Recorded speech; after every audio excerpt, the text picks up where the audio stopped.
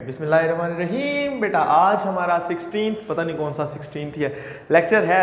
That is what we say we are going to talk about the tendons and ligaments and then the role of the muscles in the movement. Actually 10th class तक जितना कुछ होगा वो मैं आपको बताएंगे, बाकी advance चीज़ें फिर आप अगली क्लासेस में जाके पढ़ेंगे।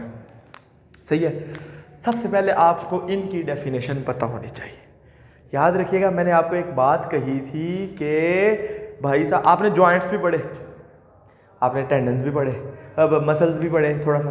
मैंने आपको एक बात कही थी कि जो स्केलेटन है ये सिर्फ हड्डियां नहीं होती।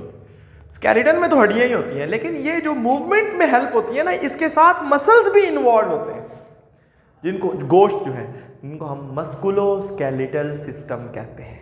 अगली क्लासेस में आप बाकायदा जाके मसल्स का स्ट्रक्चर और उसका अल्ट्रा स्ट्रक्चर और सारा कुछ पढ़ेंगे, बट अभी जो बात आपको बतानी है वो कुछ और है। बेटा फर्ज किया, याद रखिएगा एक मसल अगर मैं आपके सामने बनाऊं, ये एक मसल मैंने आपके सामने बना दिया है, फर्ज किया, ठीक है। तो इसके 3 पार्ट होते हैं, वो मैं आपको बाद में बताऊं। इतना आपने याद रखना है कि मसल का वो ये जो चीज़ मैंने बनाई है ना, ये जो रेड ये वाली, ठीक है, जिसको मैं ऐसे यहाँ बता देता हूँ, ये है बेटा टेंडन। क्यों? अगर मैं डिफाइन करूं तो टेंडन आर द, हम कहेंगे these are the thick bands of connective tissue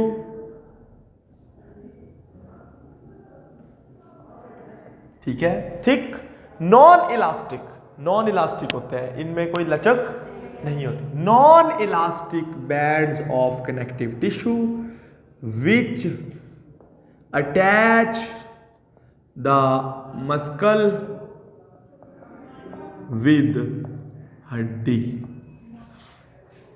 ये मसल्स को हड्डियों के साथ जोड़ते हैं। अगर आप गौर करें, आप अपने हाथ पे यहाँ ऐसे ऐसे ऐसे ऐसे करें अभी, तो आपको तारे सी फील होंगी। ये सारे टेंडन्स हैं बेटा। सबसे मेन टेंडन हमारे यहाँ पे होता है जिसको हम टेंडन ऑफ एक्किलिस कहते हैं। समझ आ गई बात की? ये एक, हाँ, ये आपको लग गया पता कि जी ये क्या है टेंडन्स। और इसकी एग्जांपल आप अगर लिख दें किसी को तो टेंडन ऑफ एक्किलिस, ACHELIS, ये एक बहुत बड़ा कैरेक्टर था। पुरानी एक मूवी थी हेलन ऑफ ट्रॉय, उसके अंदर वो एक बहुत बड़ा सिपा सलार था, तो वो उसको यहाँ तीर लगा था, तो इस वजह से शायद ये वाली बात मशहूर, टेंडन ऑफ एक्किलिस। अच्छा खैर, तो ये आपको लग गया पता कि टेंडन्स क्या होते हैं। फिर सर लिगामेंट्स क्या होते हैं। लिगामेंट्स की अगर हम बात करें तो फर्ज किया बेटा ये एक हड्डी है और मैंने हमारे सामने ये एक जॉइंट बनाया है, ये वाला, और ये एक नीचे हड्डी है, सही है जी, और लाइक दिस, और इसके साथ एक छोटी सी हड्डी और भी अटैच होती है। मैं सिर्फ आपको जो जनरल बात, ये एक हड्डी समझ लें, ये दूसरी हड्डी समझ लें, और इनका जो इन हड्डियाँ, मुझे एक बात बताएं, इन्होंने एक जॉइंट बनाया हुआ है ना, एक हड्डी दूसरी हड्डी, तो क्या ये, अगर ये एक हड्डी है ये दूसरी है, क्या ये ऐसे नहीं हो सकती? थोड़ी ये ऐसे नहीं हो सकती? अपनी जगह से हिल भी तो सकती है ना, पर इनको कौन इनकी पोजीशन पे रखता है? सही है। तो बेटा वो जो होते हैं ना, वो यहाँ पे कनेक्टिव टिश्यू के बैंड्स होते हैं, और ये भी थिक बैंड्स होते हैं, लेकिन ये इलास्टिक होते हैं, इनको हम लिगामेंट्स कहते हैं। ये हड्डियों को जोड़ के रखते हैं, सही है। They connect these are the, हम कहेंगे दीज आर दी, हम ये बैंड्स की शक्ल में भी होते हैं, ये शीट्स की शक्ल में भी होते हैं ऑफ कनेक्टिव टिश्यू, और ये इलास्टिक भी होते हैं, इलास्टिक, ठीक है, which connect the bone with bone, हड्डी को हड्डी के साथ जोड़ते हैं एट द जॉइंट्स। इसके अलावा ऑर्गन्स को भी जोड़ते हैं हड्डियों के साथ, पर वो किताब में नहीं लिखा हुआ। इसके अलावा ऑर्गन्स को ऑर्गन्स के साथ भी जोड़ते हैं, उधर इनके नाम भी बदल जाते हैं, लेकिन वो भी किताब में नहीं लिखा हुआ। अभी बस आपने इतना ही याद रखना है कि टेंडन्स क्या होते हैं और लिगामेंट्स क्या होते हैं। जब मसल कॉन्ट्रैक्ट करेगा ना, ये मसल इधर से इधर को, यानी इसकी शक्ल जो हो जाएगी वो कुछ इस तरह की हो जाएगी, यानी अगर इधर तो जगह नहीं है, आप समझें कि ये अगर एक मसल है और ये वो नॉर्मल है, तो ये जो मसल होगा ये कॉन्ट्रैक्ट हुआ होगा। देखें, समझ रहे हैं ना बात को? ये देखिए इस तरह से, ठीक है। तो मसल शॉर्ट हो जाते हैं इधर से इधर को और इधर से इधर को, तो फिर ये टेंडन्स जो है ये खींचते हैं हड्डियों को और ज्वाइंट्स को मूव कराते हैं, क्लोज करते हैं। वो अभी हम एक एग्जांपल भी पढ़ेंगे तो फिर आपको समझ आ जाएगी। पता लग गया? समझ आ गई? अब बेटा मैं आपके सामने ये तो टेंडन्स और लिगामेंट्स का तो आपको फर्क पड़ गया। इनका काम होता है, इनका फंक्शन क्या होता है? हड्डियों को, ज्वाइंट्स को खुलने ना देना, उनकी जगह से डिसलोकेट ना होने देना। डिसलोकेशन किसे कहते हैं? जो किसे कहते हैं ना, हड्डी का निकल जाना, इसका जोड़ निकल गया है, तो इसका मतलब है dislocation of elbow joint. Elbow joint अपनी जगह से आगे पीछे हो गया। ये बच्चों में अक्सर होता है क्योंकि उनमें हड्डी एक तो मजबूती से बनी नहीं होती, दूसरा उनके लिगामेंट्स ज़्यादा जो हैं वो स्ट्रॉन्ग नहीं होते। समझ आ गई जी बात की? तो ये आपको लग गया पता व्हाट इज द, और इनका काम क्या होता है, यानी इनका टेंडन्स का काम क्या होता है? दे पुल द बोन्स। जब मसल कॉन्ट्रैक्ट करता है ये हड्डियों को खींचते हैं ताकि वो जॉइंट मूव करे, इधर ये ऐसे हो जाए, ये ऐसे हो जाए, वगैरह वगैरह वगैरह। सही है। अब बेटा मैं आपके सामने एक जॉइंट बनाता हूँ पूरा, तो उसके ऊपर आपको मसल्स का रोल इन मूवमेंट देखें ना जी। ये हड्डियाँ हैं, अगर हड्डियाँ कब मूव करती हैं? जब जॉइंट थोड़े बहुत अपनी जगह से हिलेंगे तभी हड्डियाँ मूव करेंगी। तो उनको मूव कौन कराता है? मसल्स, और अल्लाह के हुक्म से मसल्स उनको मूव करवाते हैं। और जो मसल्स हैं वो काम कैसे करते हैं उसके लिए हमें पढ़ना पड़ेगा। पहली बात तो आपने याद रखी। दूसरी बात मैं आपको दो इंपॉर्टेंट पॉइंट सेपरेट बताऊंगा और एक एग्जांपल। हम एक एग्जांपल खोलेंगे और इस पे ये सारा टॉपिक पढ़ा जाएगा। और वो एग्जांपल है बेटा, हम कहें तो that is the elbow joint. क्या है? यानी ये एक हड्डी है जो बाजू की है, और अगर आप गौर करें इस हड्डी को हम थोड़ा सा इस तरह मैं बना देता हूँ। आपको पता है कि मेरी ड्राइंग को बहुत अच्छी नहीं है, तो लेकिन आपको फिर भी कुछ ना कुछ समझ आना चाहिए। तो ये बेटा जो अगली दो हड्डियाँ हैं, एक हड्डी को हम कहते हैं द रेडियस। क्या कहते हैं? यानी ये रेडियस हड्डी है, और जो दूसरी हड्डी है उसको हम कहते हैं अल्ना। ये आपने इनके नाम किताब में तो नहीं लिखे थे, लेकिन मैंने आपको बताए थे, ठीक है ना? तो ये आप फ़र्ज़ किया मैंने आपके सामने जो हमारा शोल्डर ज्वाइंट है, जो एल्बो ज्वाइंट है, ये बना दिया है। यानी इट्स लाइक दिस। समझ रहे हैं ना आप बात को? तो ये हड्डी, इसका नाम है ह्यूमरस, और इसका नाम है, फ़र्ज़ किया, रेडियस। मैं यहाँ लिख देता हूँ, ठीक है, और इसका नाम है अल्ना। अब ये हमारा एल्बो ज्वाइंट है, इस पे मसल अरेंजमेंट कैसी है? मैं एक अरेंजमेंट ही सिर्फ दूंगा बेटा। एक मसल है ये, ठीक है जी, और आप गौर करें तो ये एक हड्डी के साथ होता है, सही है, और जो उसका टेंडन है वो दोनों टेंडन में यहाँ ब्लैक से बना देता हूँ, तो आपको समझ आ जाएगी। समझ आ गई? और इसी तरह एक दूसरा मसल है, इसके हेड ज़्यादा होते हैं पर किताब में नहीं लिखे हुए, तो हम उतनी ही बात करेंगे। वैसे इसके दो हेड होते हैं, ब्रेकियालस एंड ब्रेकियोरेडियालस, पर हम वो बात नहीं करेंगे। अच्छा, दूसरा एक और मसल है जो कि यहाँ इसके आगे लगा होता है, उसके भी तीन हेड हैं। समझे आप, एक हेड की बात कर लेते हैं, ग्रेटर ट्यूबरकल ऑफ ह्यूमरस से, यहाँ से वो निकलता है, और वो एक दूसरा मसल है, और उसका टेंडन भी बेटा वो इस जगह पे लगा होता है, ओलिक-रेनन के ऊपर, सही है। और ये आपको लग गया पता, ये भी दो टेंडन्स हैं, सही है। तो अगर आप गौर करें, अगर हमने अपने एल्बो ज्वाइंट को मूव करना हो, एल्बो ज्वाइंट को मूव करना हो, तो हमारा एक ये हड्डियाँ मूव करेंगी ना, ये वाली तो अपनी जगह पे रहेगी ना, यानी दिस हड्डी विल रिमेन इमूवेबल। उस वक्त जब एल्बो ज्वाइंट मूव कर रहा हो तो ह्यूमरस क्या होती है, वो फिक्स होती है, मूव नहीं करती। और जो रेडियस और अल्ना होती है वो मूव करती है। तो इस केस में क्या हुआ, वो मैं आपको कहा था, मैंने सिर्फ एक डायग्राम बनानी है और उस पर सारा कुछ बता देना है।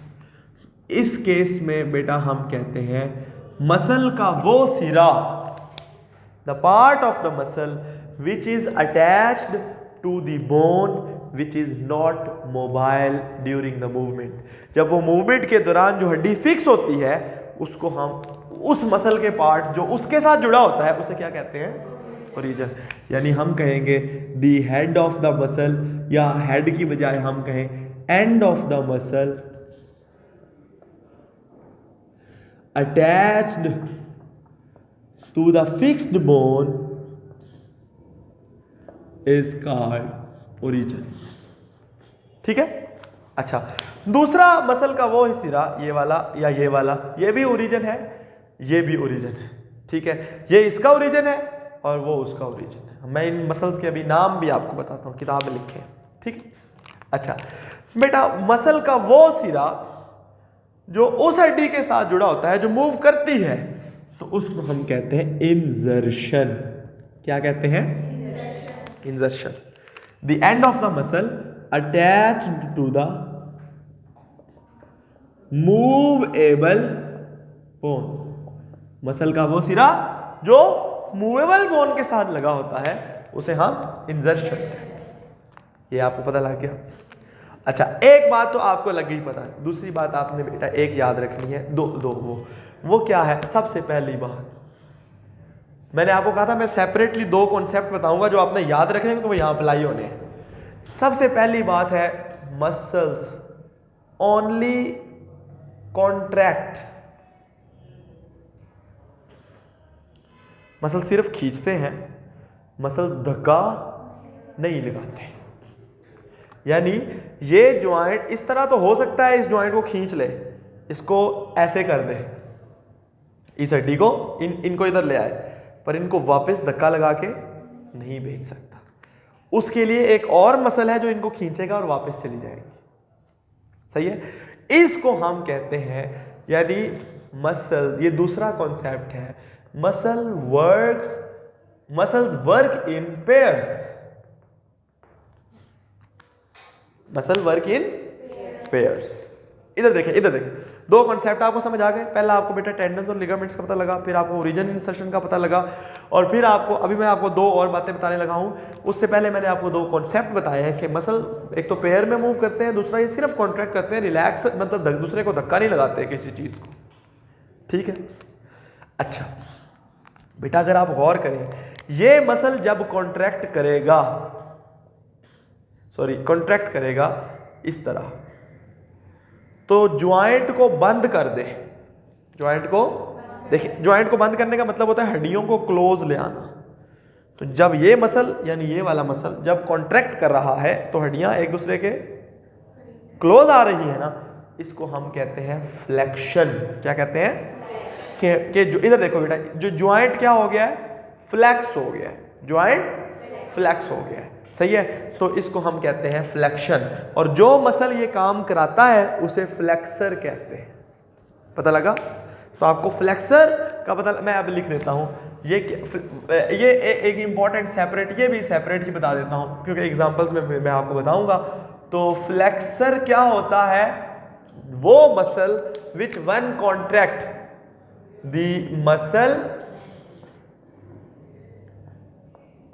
विच when contract closes the joints, जो ज्वाइंट को क्या कर दे, क्लोज कर दे। आप ब्रैकेट में लिखेंगे brings the bone closer, उसको फ्लेक्सर कहते हैं और इस प्रोसेस को फ्लेक्शन कहते हैं। And this phenomenon is known as flexion. This is the elbow flexion, this is the carpus flexion. सही है, this is the neck joint flexion, ये इसकी फ्लेक्शन है, ये हम कहेंगे स्टाइफल की। सही है जी, ये हिप जॉइंट की फ्लेक्शन है। समझ रहे हैं आप बात को? ये इस तरह लाइक ये शोल्डर की फ्लेक्शन है, ये जो मैं अंदर की तरफ खींचा है ये एक्सटेंशन होगी। तो हम अभी डिस्कस करते हैं। समझ आ गई जी मौलवी साहब? अच्छा, दूसरे नंबर पर बेटा अगर आप गौर करें, अगर ये ज्वाइंट जो है ये कॉन्ट्रैक्ट हो जाए, तो ये मसल कॉन्ट्रैक्ट हो जाए तो ये ज्वाइंट को खोल देगा, ये खींचेगा यहां से, देखें ये इधर से खींचेगा, ये हड्डियां दोनों इस तरफ आ जाएगी। समझ रहे हैं ना बात को? ये यहां से इसने खींचा, इसने तो हड्डियां सीधी हो गई। ये देखो ये फोर्स है, इसके ऊपर खींचेगी, ये खींचा जाएगा, ये खींचा जाएगा, तो ये हड्डियां सीधी हो जाएगी, यानी इस तरह आ जाएगी। सही है? द मसल, यानी इसको हम कहते हैं एक्सटेंसर। क्या कहते हैं? Extensor. The muscle which when contract opens the joint, वो ज्वाइंट को क्या कर देता है? ओपन कर देता है। जब वो ज्वाइंट को ओपन करता है तो बोन्स एक दूसरे से दूर चली जाती है। इस प्रोसेस को एक्सटेंशन कहते हैं। ये बेटा ये फ्लेक्शन थी, या ये फ्लेक्शन है, ये एक्सटेंशन है। ये फ्लेक्शन है इस ज्वाइंट की, ये एक्सटेंशन है, ये एक्सटेंशन है शोल्डर ज्वाइंट की। समझ रहे हैं? और मैं खड़ा हूं तो मेरे कुछ ज्वाइंट्स एक्सटेंड हैं। सही है जी मौलवी साहब? So this is what we say the extension और फ्लेक्शन का फर्क और एक्सटेंसर्स और फ्लेक्सर्स का फर्क।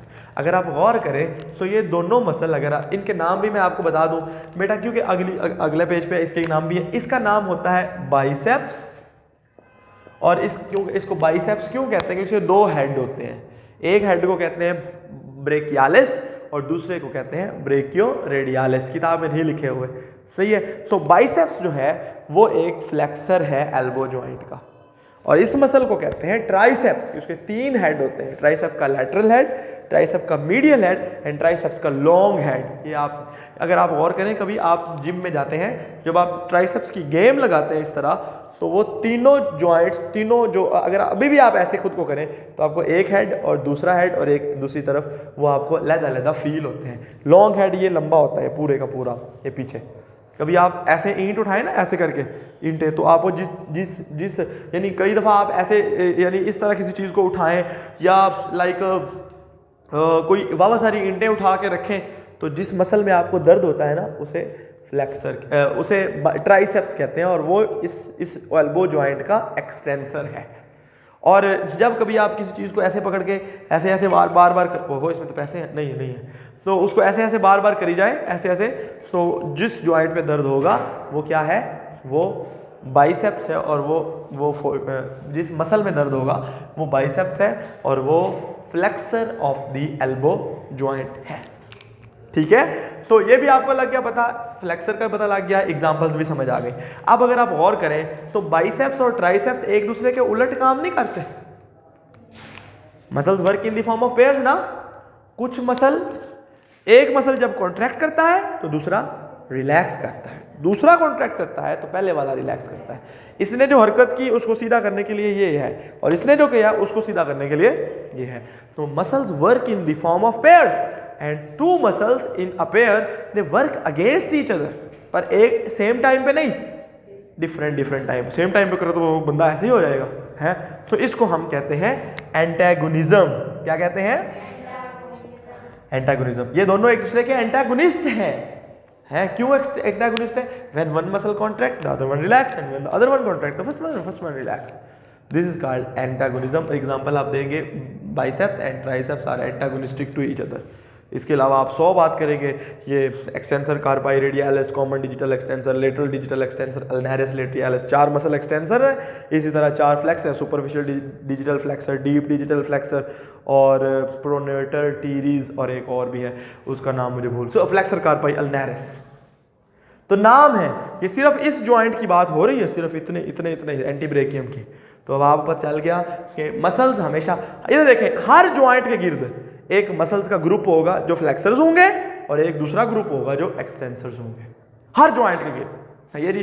तो हमने ये बात कर ली, that is extension, flexion, extensors, flexors, example elbow joint की पूरी एग्जांपल, इसके अलावा टेंडन्स, लिगामेंट्स, और ओरिजिन और इंजर्शन। बेटा कोई सवाल है?